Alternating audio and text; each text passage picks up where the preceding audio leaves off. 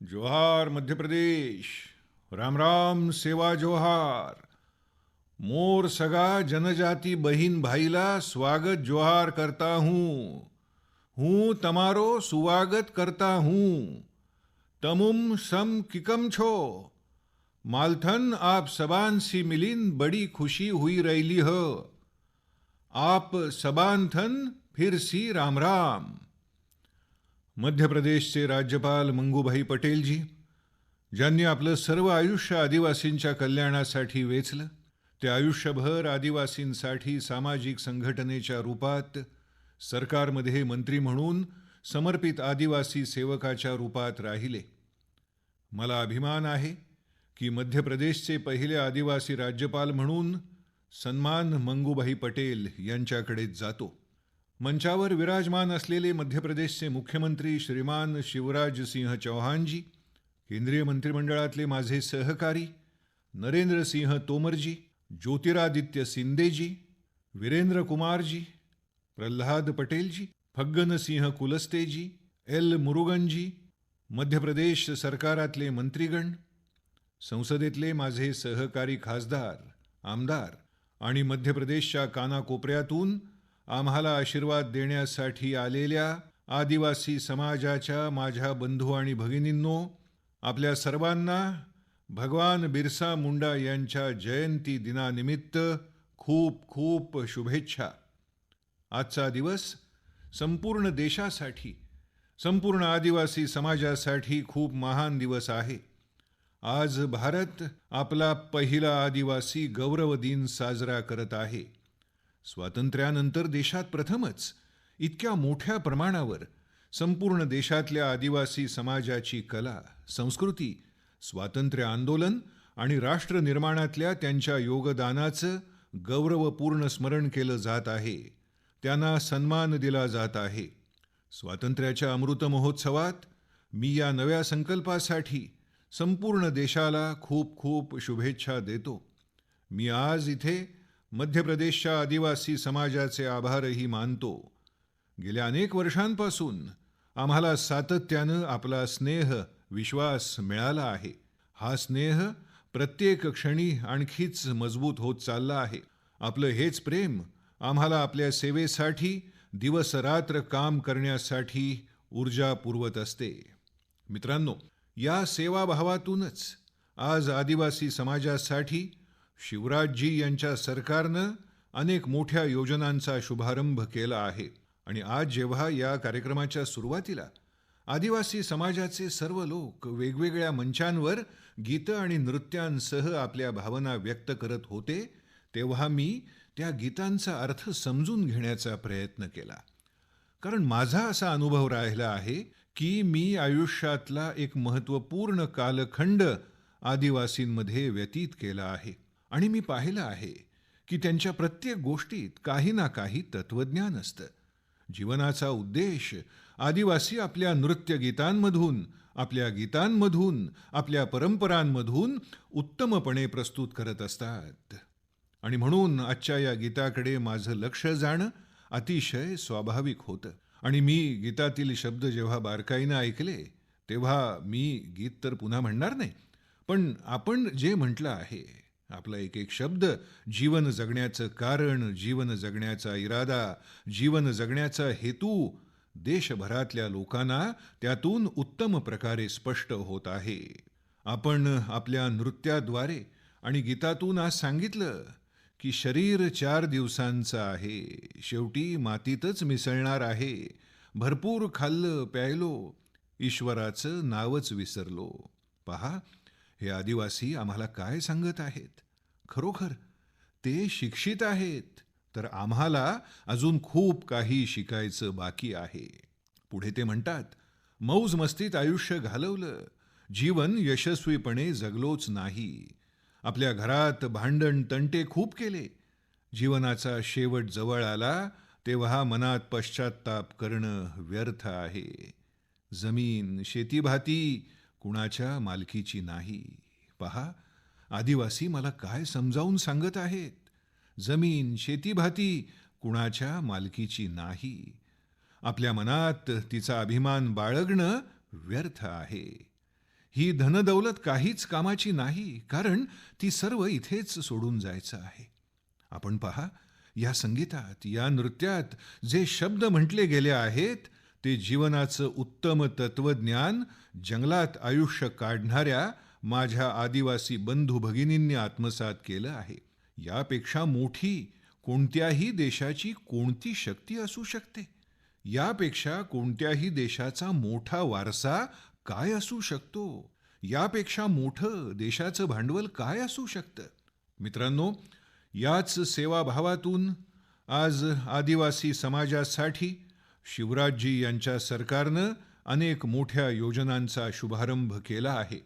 रेशनची आपल्या गावातली योजना असो किंवा Madhya Pradesh sickle sale mission असेल, या दोन्ही योजना आदिवासी समाजात आरोग्य आणि पोषण आहार अधिक चांगला बनवण्यासाठी प्रमुख भूमिका बजावतील.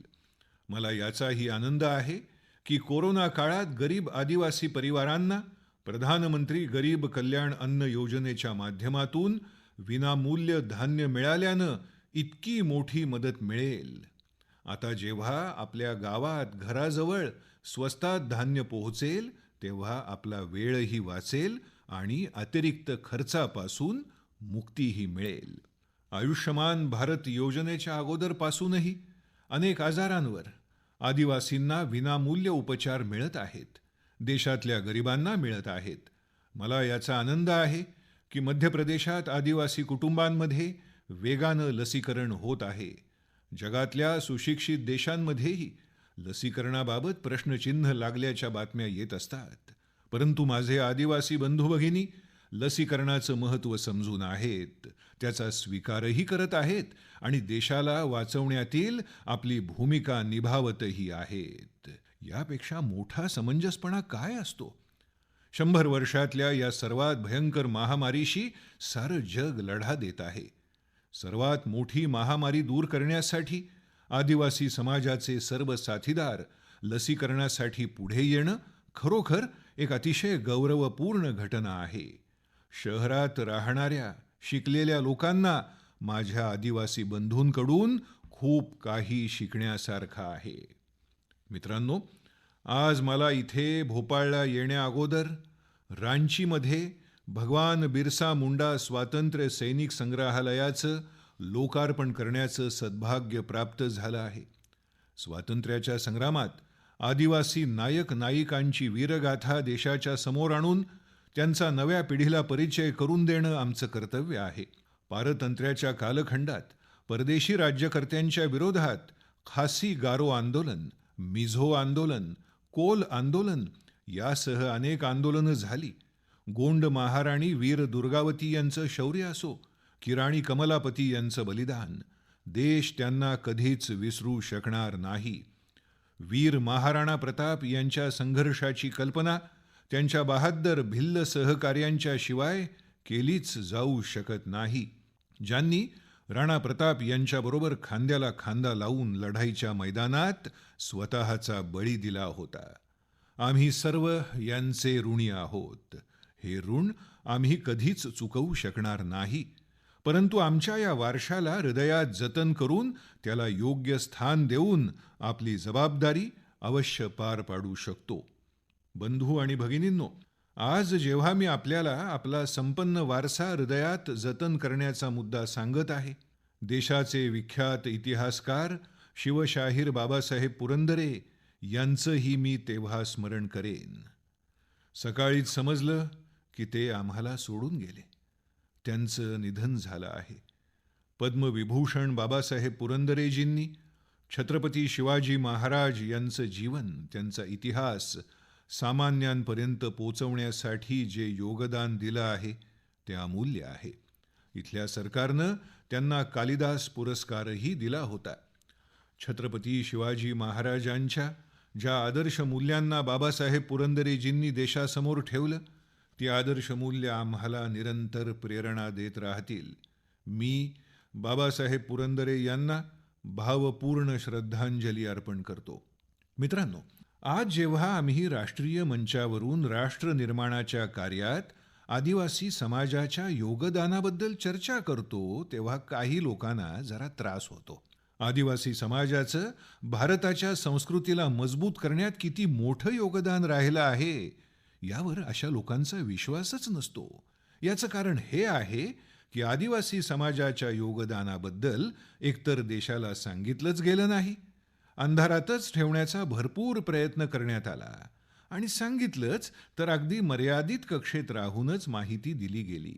स्वातंत्र्यानंतर अनेक दशकं ज्यांनी देशात सरकार चालवलं त्यांनी आपल्या स्वार्थी राजकारणाला प्राधान्य दिलं. यामुळे असं घडलं. देशाच्या लोकसंख्येच्या जवळपास 10% असूनही अनेक दशकं आदिवासी समाजाकडे, त्यांची संस्कृती, त्यांच्या सामर्थ्याकडे संपूर्ण तऱ्हेनं दुर्लक्ष करण्यात आलं. आदिवासींचं दुःख, त्यांना होत असलेला त्रास, मुलांचं शिक्षण, आदिवासींचं आरोग्य यांना त्या लोकांच्या दृष्टीनं काहीच महत्त्व नाही. मित्रांनो, भारताच्या सांस्कृतिक प्रवासात आदिवासी समाजाचं योगदान अतूट राहिलं आहे. आपणच सांगा, आदिवासी समाजाच्या योगदानाशिवाय प्रभू रामचंद्रांच्या जीवनात यशाची कल्पना केली जाऊ शकते? मुळीच नाही. वनवासींसोबत घालवलेल्या काळानं एका राजपुत्राला मर्यादा पुरुषोत्तम बनवण्यात प्रमुख योगदान दिलं आहे. वनवासाच्या त्या कालखंडातच प्रभू रामचंद्रांनी वनवासी समाजाच्या परंपरा, रीतिरिवाज, राहण्याच्या पद्धती, जीवनातल्या प्रत्येक पैलूपासून प्रेरणा घेतली होती. मित्रांनो, आदिवासी समाजाला योग्य ते महत्त्व न देऊन, प्राधान्य न देऊन आधीच्या सरकारांनी जो गुन्हा केला आहे त्यावर सातत्यानं बोलत राहणं आवश्यक आहे. प्रत्येक मंचावर चर्चा होण्याची आवश्यकता आहे. अनेक दशकांपूर्वी जेव्हा गुजरातेत मी सार्वजनिक जीवनाची सुरुवात केली तेव्हापासून मी पाहत आलो आहे की देशातल्या काही राजकीय पक्षांनी कसं आदिवासी समाजाला सुखसुविधा आणि विकासाच्या प्रत्येक स्रोतापासून वंचित ठेवलं. अभाव कायम ठेवून निवडणुकीच्या दरम्यान त्याच अभावांची पूर्तता करण्याच्या नावाखाली पुन्हा पुन्हा मतं मागण्यात आली. सत्ता प्राप्त केली गेली, परंतु आदिवासी समाजासाठी जे करायला हवं होतं, जितकं करायला हवं होतं आणि जेव्हा करायला हवं होतं त्यासाठी हे कमी पडले किंवा करू शकले नाहीत. समाजाला वाऱ्यावर सोडण्यात आलं. गुजरातचा मुख्यमंत्री झाल्यावर मी तिथल्या आदिवासी समाजाची स्थिती बदलण्यासाठी अनेक अभियान सुरू केले होते. जेव्हा देशानं मला 2014 मध्ये आपली सेवा करण्याची संधी दिली तेव्हा मी आदिवासी समाजाच्या हितांना सर्वोच्च प्राधान्य क्रमावर ठेवलं. बंधू आणि भगिनींनो, आज आदिवासी समाजाच्या प्रत्येक घटकाला देशाच्या विकासात योग्य हिस्सेदारी आणि भागीदारी खऱ्या अर्थानं दिली जाऊ लागली आहे. आज गरिबांची घरं असोत, शौचालय असोत, विनामूल्य वीज आणि गॅस जोडणी असो, शाळा, रस्ते, विनामूल्य आरोग्य उपचार असोत, हे सर्व देशाच्या इतर भागांमध्ये ज्या वेगानं होत आहे त्याच वेगानं आदिवासी क्षेत्रांमध्येही होत आहे. देशातील इतर शेतकऱ्यांच्या बँक खात्यांमध्ये जर हजारो कोटी रुपये जमा होत असतील तर आदिवासी क्षेत्रातल्या शेतकऱ्यांना त्याच वेळी पैसे मिळत आहेत. आज जर देशाच्या करोडो कुटुंबांना शुद्ध पेयजल नळाद्वारे घरोघरी पोचवलं जात आहे तर त्याच इच्छाशक्तीसह त्याच वेगानं आदिवासी कुटुंबांपर्यंत पोचवण्याचं काम गतिमानपणे चाललं आहे. नाहीतर इतकी वर्ष आदिवासी मुलींना पाण्यासाठी किती कष्ट करावे लागत होते हे माझ्यापेक्षा आपल्याला चांगलं माहीत आहे. मला याचा आनंद आहे की मध्य प्रदेशच्या ग्रामीण भागात 30 लाख कुटुंबांना जल जीवन मिशन अंतर्गत आता नळाद्वारे पाणी मिळणं सुरू झालं आहे आणि यात बहुतेक आदिवासी क्षेत्रातच आहेत. मित्रांनो, आदिवासी विकासाच्या बाबत बोलताना एक गोष्ट नेहमीच बोलली जात असे. असं म्हटलं जात होतं की आदिवासी क्षेत्र भौगोलिकदृष्ट्या खूप दुर्गम असतात. असंही म्हटलं जात होतं की तिथे सुविधा पोचवणं अत्यंत अवघड असतं. हे काम न करण्याचे बहाणे होते. हाच बहाणा करून कधीही आदिवासी समाजासाठी सुविधांमध्ये कधीच प्राधान्य दिलं गेलं नाही. त्यांना त्यांच्या नशिबावर सोडून देण्यात आलं. मित्रांनो, असंच राजकारण, याच विचारांमुळे आदिवासी बहुल जिल्हे विकासाच्या मूलभूत सुविधांपासूनही वंचित राहिले. त्यांच्या विकासासाठी प्रयत्न केले जाणे आवश्यक होते.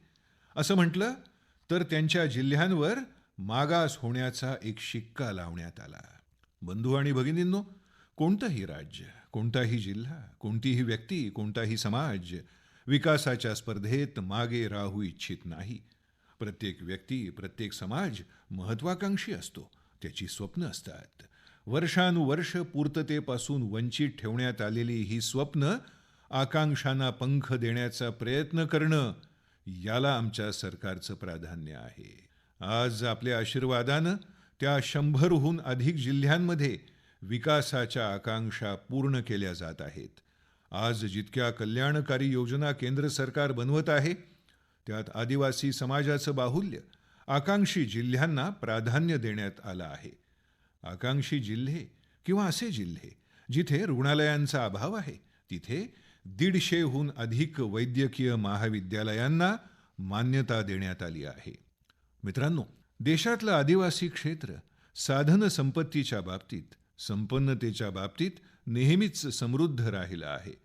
परंतु जे पूर्वी सरकारमध्ये होते, ते नेहमीच या क्षेत्रांचं शोषण करण्याचं धोरण ठेवूनच चालले.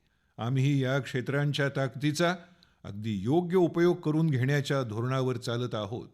आज ज्या जिल्ह्यांमधून जी नैसर्गिक संपदा राष्ट्राच्या विकासासाठी काढण्यात येते, तिचा एक हिस्सा जिल्ह्याच्या विकासासाठी वापरण्यात येत आहे. जिल्हा खनिज निधीच्या अंतर्गत राज्यांना जवळपास 50,000 कोटी रुपये मिळाले आहेत. आज आपली संपत्ती आपल्याच कामासाठी वापरली जात आहे, आपल्या मुलाबाळांसाठी वापरली जात आहे. आता तर उत्खननाशी जोडल्या गेलेल्या धोरणात आम्ही असा बदल केला आहे, ज्यामुळे आदिवासी क्षेत्रातच रोजगाराच्या व्यापक शक्यता तयार होतील. बंधू आणि भगिनींनो, स्वातंत्र्याचा हा अमृतकाल आत्मनिर्भर भारत निर्माण करण्याचा काळ आहे. भारताची आत्मनिर्भरता ही आदिवासी भागीदारीशिवाय शक्यच नाही. आपण पाहिलं असेल, आता नुकतेच पद्म पुरस्कार दिले गेले. आदिवासी समाजातून येणारे सारेच राष्ट्रपती भवनात जेव्हा पोहोचले, तेव्हा त्यांच्या पायात पादत्राणंही नव्हती. सारं जग पाहून आश्चर्यचकित झालं, अचंबित झालं. आदिवासी आणि ग्रामीण समाजात काम करणारे हेच लोक देशाचे खरे नायक आहेत. हेच तर आमचे हिरे आहेत, डायमंड आहेत. बंधू आणि भगिनींनो, आदिवासी समाजात प्रतिभेची कधीच कमतरता राहिलेली नाही. परंतु दुर्दैवानं अगोदरच्या सरकारांकडे आदिवासी समाजाला संधी देण्यासाठी जी राजकीय इच्छाशक्ती आवश्यक असते, ती मुळीच नव्हती किंवा खूपच कमी होती. कलाकारी ही आदिवासी परंपरेचा भाग आहे. मी इथे येण्यापूर्वी सर्व आदिवासी भगिनींनी जे नवनिर्माण कार्य केलं आहे, ते पाहून माझ्या मनाला खरोखर आनंद होतो आहे. यांच्या हातांच्या बोटांमध्ये काय सामर्थ्य आहे. कलाकारी ही आदिवासी समाजाच्या परंपरेचा भाग आहे. परंतु आदिवासी निर्मिती कलेला कधीच बाजारपेठेशी जोडलं गेलं नाही. आपण कल्पना करू शकाल, बांबूच्या शेतीसारख्या लहान आणि सामान्य गोष्टीलाही कायद्यांच्या गुंतागुंतीच्या जाळ्यात अडकवून ठेवलं होतं. आमच्या आदिवासी बंधू भगिनींना बांबूची शेती करून, बांबूची विक्री करून काही पैसा कमवण्याचा हक्क नव्हता का? आम्ही जंगल कायद्यात बदल करून ही वैचारिकताच बदलून टाकली.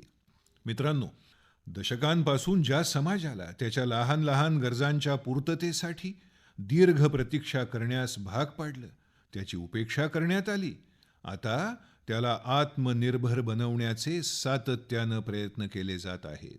लाकूड आणि दगडी वस्तूंची कलाकारी तर आदिवासी समाज शतकांपासून करत आहे. परंतु आता त्यांनी बनवलेल्या उत्पादनांना नवीन बाजारपेठ उपलब्ध करून दिली जात आहे. ट्रायफेड या पोर्टलच्या माध्यमातून आदिवासी कलाकारांच्या उत्पादनांची देश आणि जगाच्या बाजारपेठेत ऑनलाईन विक्री केली जात आहे. ज्यात चरबीयुक्त धान्याला दुय्यम मानलं जात होतं, आता तेच धान्य भारताचा ब्रँड बनत आहे. मित्रांनो, वनधन योजना असेल, वनोपजला किमान आधारभूत मूल्याच्या कक्षेत आणायचं असो, किंवा भगिनींच्या संघटन शक्तीला नवी ऊर्जा देण्याचा विषय असो, आदिवासी क्षेत्रांमध्ये अभूतपूर्व संधी निर्माण करत आहेत. पूर्वीची सरकारं फक्त 8-10 वन उपजांवरच एमएसपी देत होती. आज आमचं सरकार जवळपास 90 वन उपजांवर एमएसपी देत आहे. कुठे 8-10 आणि कुठे 90. आम्ही 2,500 हून अधिक वनधन विकास केंद्रांना 37,000हून अधिक स्वयंसहाय्यता गटांशी जोडलं आहे. त्यांच्याशी आज जवळपास 7.5 लाख लोक जोडले गेले आहेत, ज्यांना रोजगार आणि स्वयंरोजगार मिळत आहे. आमच्या सरकारनं जंगलांच्या जमिनीबाबतही संपूर्ण संवेदनशीलतेसह पावलं उचलली आहेत. राज्यात जवळपास 20 लाख जमिनीचे पट्टे देऊन आम्ही लाखो आदिवासी मित्रांची चिंता दूर केली आहे. बंधू आणि भगिनींनो, आमचं सरकार आदिवासी युवकांचं शिक्षण आणि कौशल्यावर सुद्धा विशेष जोर देत आहे. एकलव्य मॉडेल निवासी शाळा आज आदिवासी क्षेत्रांमध्ये शिक्षणाची नवीन ज्योत पेटवत आहेत. आज मला इथे 50 एकलव्य मॉडेल निवासी शाळांची पायाभरणी करण्याची संधी मिळाली. आमचं लक्ष्य देशभरात अशा पद्धतीच्या 750 शाळा उघडण्याचं आहे.